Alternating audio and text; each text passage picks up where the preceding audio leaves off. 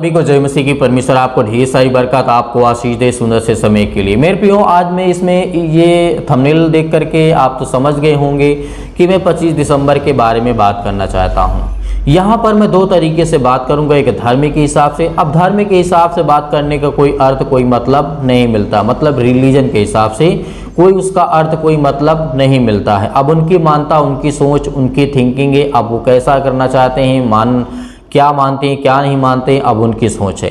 लेकिन आज मैं यहाँ बात करने वाला हूँ विश्वासियों के बारे में। हालांकि मैं भी हिंदू धर्म से निकल करके जब आया तो मुझे भी जानने की ज़रूरत हुई कि एक रिलीजन में, एक जैसे हमारे हिंदू धर्म में क्या होता है कि रूढ़िवादी परंपरा के हिसाब से चलता है। जैसे दिवाली हो, होली या बहुत सारे रक्षाबंधन, बहुत सारे त्यौहार आते रहते हैं।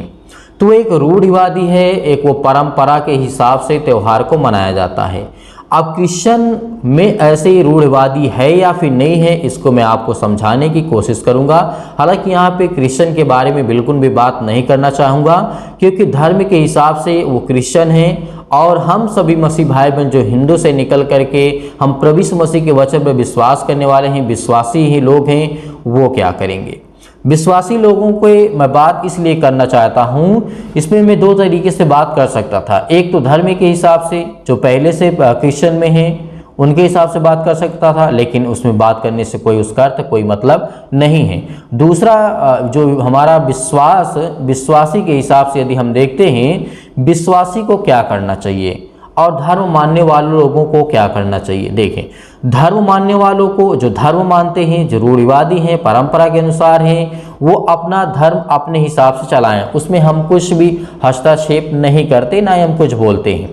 देखिए, क्रिसमस हर साल 25 दिसंबर को मनाया जाता है। 24 दिसंबर की आधी रात को प्रभु यीशु मसीह का जन्म होता है। ये इतिहासकार का मानना है, इतिहास में पढ़ने को भी मिलता है। तो मेरे प्रियो, अब आगे क्या घटना घटती है हम देखते हैं। देखें, ईसाई समुदाय के लोग इसे यीशु मसीह के जन्म दिवस के रूप में मनाते हैं। आप अच्छी तरीके से भली बात ही जानते हैं। और दूसरी बात है, क्रिसमस डे है के मौके पर लोग एक दूसरे को उपहार देते हैं, यानी गिफ्ट देते हैं। ये भी बात सही है, कोई दिक्कत नहीं है, क्योंकि वो खुशी का माहौल है, खुशी का त्यौहार है। आप जो जिसकी इच्छा है वो कर सकता है। लेकिन यहाँ पर तीसरी बात याद रखने वाली है कि विश्वासियों के लिए, जैसे गिरजा घरों में, चर्चों में, ईसाई पूजा घरों में आकर्षक रूप से ढंग से सजाया जाता है।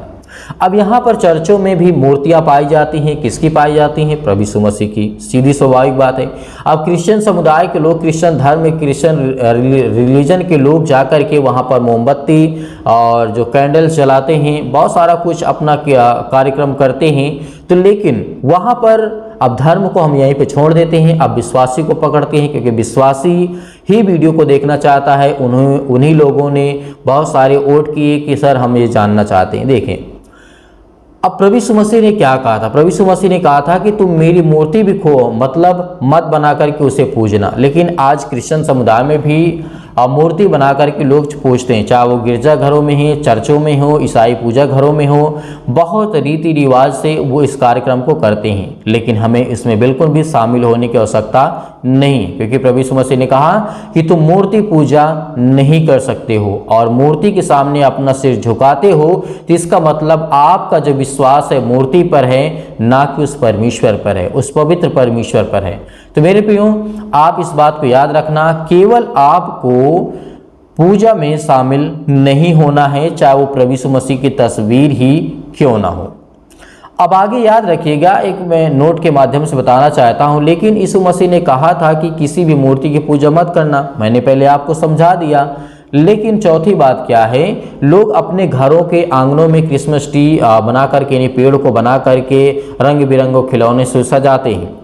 ये एक परंपरा के हिसाब से जब हम देखते हैं, रूढ़िवादी के हिसाब से जब हम देखते हैं, तो हमें ये यहाँ पे समझ में आता है कि लोग अपने घरों के आंगन में क्रिसमस, जो क्रिश्चियन लोग होते हैं, वो लोग ट्री बनाकर, उसका पेड़ बना करके, सजा करके रंग बिरंगों खिलौने सजाते हैं। इसमें कोई भी कहीं भी दिक्कत नहीं है। क्यों नहीं है? क्योंकि ये किसी प्रकार की ना ही मूर्ति है। जैसे आप मेरे पीछे देख रहे हैं, ये फूल रखा हुआ है। अब इसका रखने का यही मतलब है कि अच्छा दिखे, अच्छा लगे और देखने में सुंदर लगे। तो यहाँ पर कोई दिक्कत नहीं है, आप कर सकते हैं, अपने घर में सजावट कर सकते हैं, अपने घर में प्रेम व्यवहार रख सकते हैं, अपने घर में प्रार्थना कर सकते हैं, उस दिन अपने घर में 25 दिसंबर को सेलिब्रेट कर सकते हैं, इसमें कोई भी आपत्ति किसी भी प्रकार की नहीं है। लेकिन खास करके एक बात याद रखना कि प्रभु यीशु मसीह ने मूर्ति पूजा करने के लिए मना किया है, चाहे वो खुद प्रभु यीशु मसीह की मूर्ति क्यों ना हो, उसके सामने आपको सिर नहीं झुकाना है।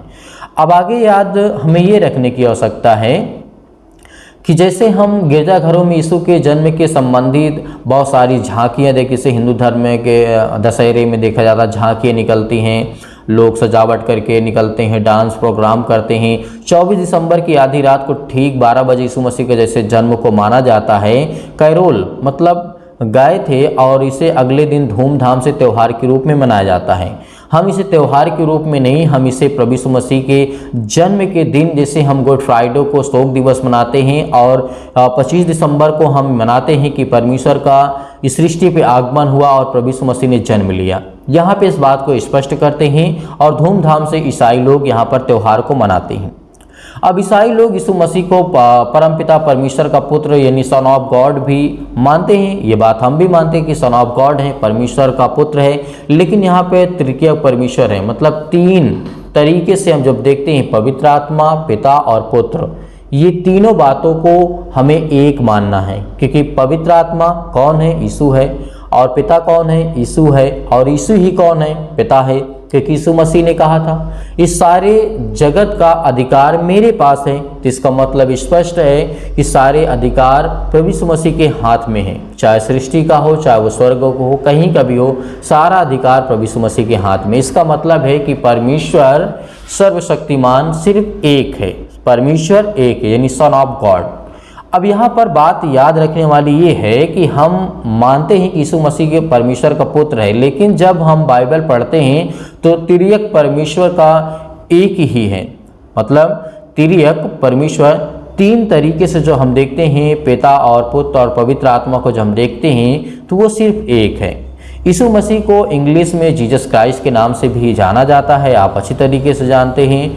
और ईसाई धर्म के लोगों का मानना है कि यीशु दुनिया के लोगों के सही रास्ता दिखाने के लिए आए थे। मेरे प्रियो, उनका जो भी मानना हो, ईसाई समुदाय के लोग, उनका रिलीजन जो भी हो, लेकिन हमारा एजेंडा एकदम साफ है कि हम विश्वासी हैं, हम विश्वास करते हैं परमेश्वर की, ना कि हम किसी धर्म में गए हुए हैं, ना कि हम किसी धर्म में बढ़ावा देते हैं, ना कि हम किसी धर्म को मानते हैं।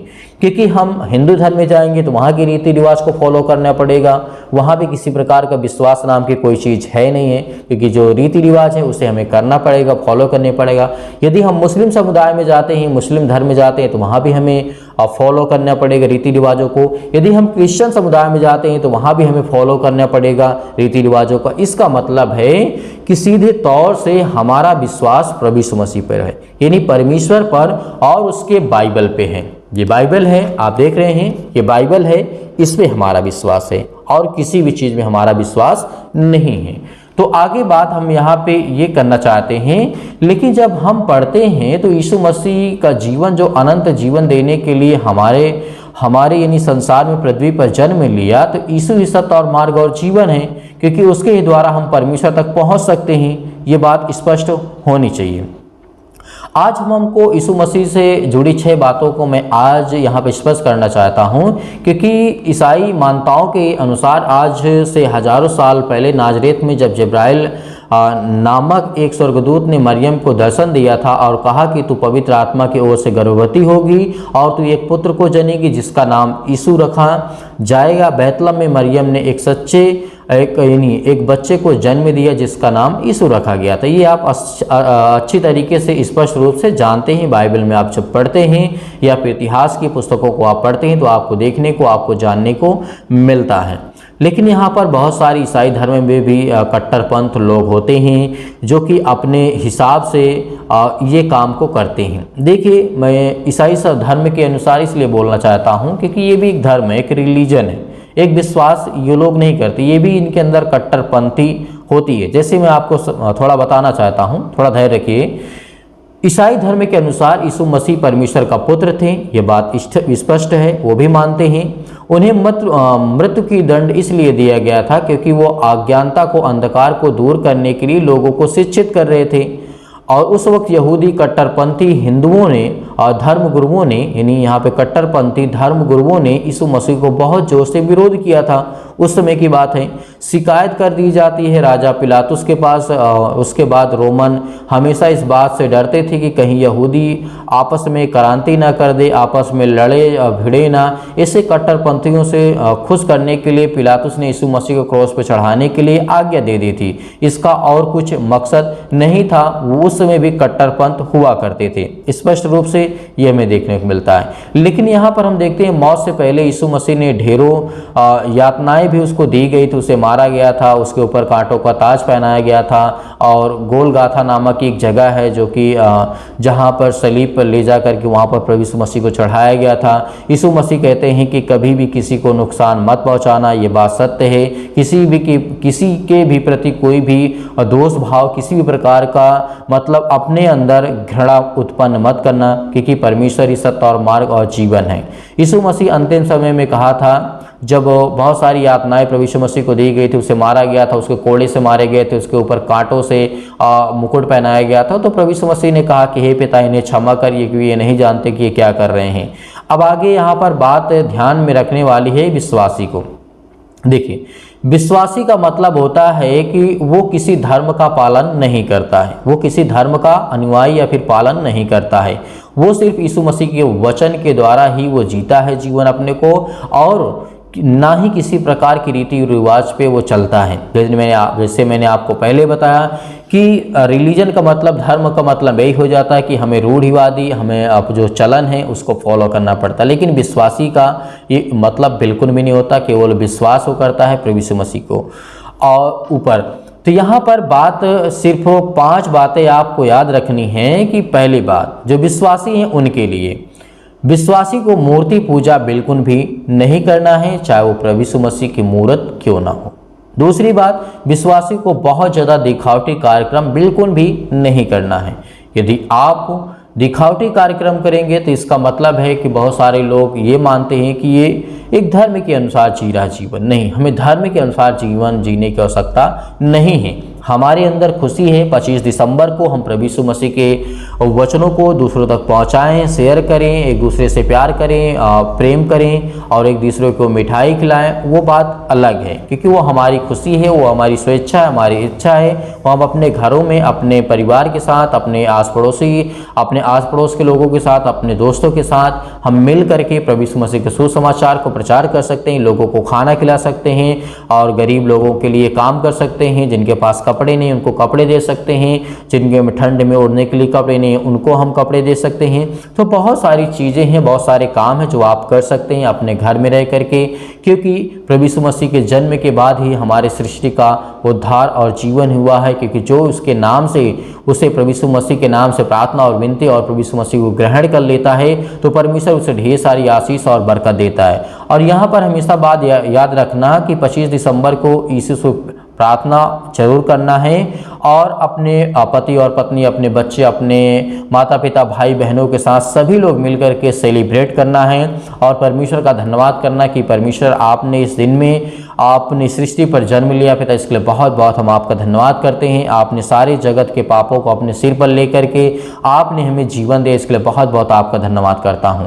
अपने ही घर पर 25 दिसंबर को दिल खोल करके दूसरों से प्रेम रखें, प्यार करें, मोहब्बत करें, क्योंकि ये हमारे लिए बेहद जरूरी है। तो मेरे प्रियो, सीधा स्पष्ट रूप से ये सारी बातों को यदि हम एक शब्दों में कहें तो सिर्फ जो निष्कर्ष निकल के आता है कि हमें उन बातों को याद रखना है जो प्रभु यीशु मसीह ने कहा था कि तुम्हें ये नहीं करना है, और उसके बाद जो प्रभु यीशु मसीह ने नहीं कहा है कि तुम्हें मूर्ति पूजा नहीं करना, तुम्हें बहुत दिखावटी करने की आवश्यकता नहीं है। आप अपने मन में प्रार्थना करें, अपने घर में बैठ करके प्रार्थना करें, कलीसिया में प्रार्थना करें, चर्च में जाकर के प्रार्थना भी कर सकते हैं, लेकिन वहाँ पे आपको दंडवत बिल्कुल भी मूर्ति को नहीं करना है, क्योंकि वो एक रीति रिवाज, एक धर्म के अनुसार हो जाएगा। मेरे प्रियो, मैं आशा करता हूँ, विश्वास करता हूँ कि आपने बहुत कुछ सीखा होगा। आपका कोई भी सवाल आपके मन में आ रहा हो, कोई आप हमें सजेशन देना चाहते हैं तो आप वीडियो के नीचे कमेंट्स कर सकते हैं। कमेंट सेक्शन में जा कर के आप कमेंट्स में लिखिए। आप इस वीडियो को ज़्यादा से ज़्यादा लोगों तक शेयर करिए ताकि और लोग जुड़ सकें, और लोग प्रार्थना कर सकें, और लोग इस वीडियो के माध्यम से देख करके सीख सकें कि 25 दिसंबर हमें मनाना चाहिए या फिर नहीं मनाना चाहिए, हमें क्या करना चाहिए, हमें क्या नहीं करना चाहिए। उनके सारे जो सवाल हैं, उनके सारे सवालों के जवाब उनको मिल जाएंगे। परमेश्वर आपको ढेर सारी बरकत, आपको आशीष दे। God bless you all of you. Thank you.